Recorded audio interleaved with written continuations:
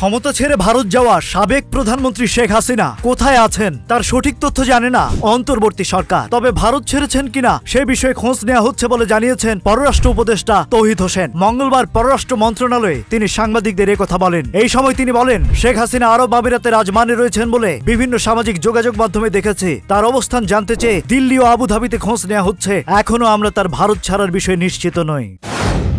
ছাত্র জনতার অভ্যুত্থানে গেল 5 আগস্ট প্রধানমন্ত্রীর পদ থেকে পদত্যাগ করে দেশ ছেড়ে ভারতে অবস্থান নেন শেখ হাসিনা। টানা 2 মাস সেখানে অবস্থান শেষে গুঞ্জন ছড়ায় ভারত ছেড়ে আরব আমিরাতে পাড়ি জমিয়েছেন তিনি। শেখ হাসিনার ভারত ছাড়ার খবরে দেশে যখন আলোচনা চলছে, ঠিক তখনই বিষয়টি নিয়ে মুখ খুললেন তার ছেলে সজীব অজিত জয়। সোমবার রাতে গণমাধ্যমের সঙ্গে আলাপকালে জয় বলেন, আমার মা ভারত ছেড়ে গিয়েছে বলে যেই খবর শোনা যাচ্ছে সেটি সঠিক নয়। তিনি এখনো ভারতেই অবস্থান করছেন।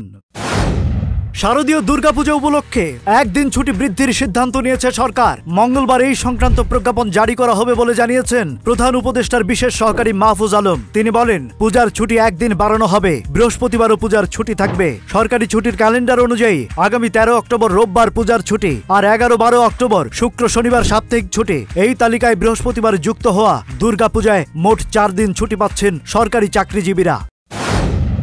দুর্গাপূজায় কোনো অসুবিধা হবে না বলে জানিয়েছেন স্বরাষ্ট্র ও কৃষি উপদেষ্টা লেফটেন্যান্ট জেনারেল জাহাঙ্গীর আলম চৌধুরী। তিনি বলেছেন, পূজা খুব ভালোভাবে হবে, কোনো ধরনের অসুবিধা হবে না। এজন্য আপনাদেরও সহযোগিতা চাই। প্রতিবার পুলিশ ও আনসার সদস্য থাকে, এবার বাড়তি র্যাব, বিজিবি ও সেনাবাহিনী মোতায়েন করা হয়েছে। সকালে গাজীপুরে কৃষি গবেষণা ইনস্টিটিউট পরিদর্শন শেষে সাংবাদিকদের এসব কথা বলেন তিনি।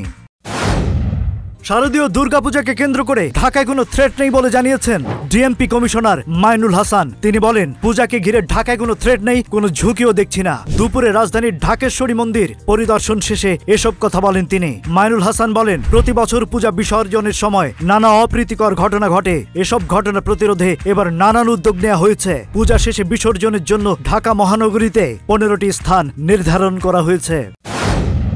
মার্কিন পররাষ্ট্র দপ্তরের মুখপাত্র ম্যাথু মিলার বলেছেন, বাংলাদেশে মানবাধিকার সুরক্ষিত দেখতে চায় যুক্তরাষ্ট্র। গত কয়েক মাসে যারা বাংলাদেশি জনগণের মানবাধিকার লঙ্ঘনের জন্য দায়ী, তাদের জবাবদিহিতার আওতায় আনতে হবে। সোমবার মার্কিন পররাষ্ট্র দপ্তরের নিয়মিত ব্রিফিংয়ে সাংবাদিকদের করা প্রশ্নের জবাবে এসব কথা বলেন তিনি। এ সময় তিনি বলেন, অবশ্যই আমরা বাংলাদেশে সংখ্যালঘুদের অধিকার সুরক্ষিত দেখতে চাই, আর এই কথা সারা বিশ্বের ক্ষেত্রেই সত্য।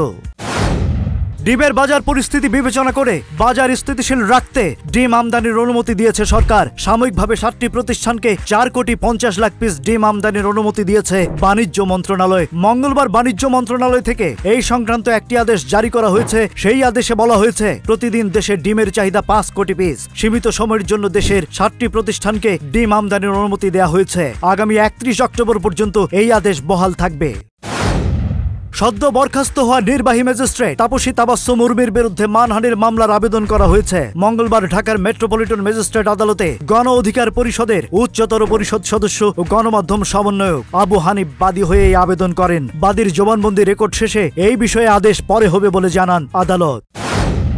ইসরায়েলের হামলার জবাবে পাল্টা হামলা চালিয়েছে লেবানন ভিত্তিক ইসলামী সশস্ত্র গোষ্ঠী হিজবুল্লাহ। সোমবার ইসরায়েলের বেশ কয়েকটি শহরে হামলা চালিয়েছে তারা। এই সময় ইসরায়েল জুড়ে সতর্ক সংকেত বাজতে শোনা যায়। সংবাদ সংস্থা আনাদুলুর তথ্য মতে, উত্তর ইসরায়েলের বিভিন্ন সামরিক বেসামরিক স্থাপনাকে লক্ষ্য করে রোববার মধ্যরাত থেকে সোমবার মধ্যরাত পর্যন্ত 24 ঘন্টায় মোট 175টি রকেট ছুড়েছে লেবানন ভিত্তিক ইসলামী সশস্ত্র গোষ্ঠীটি।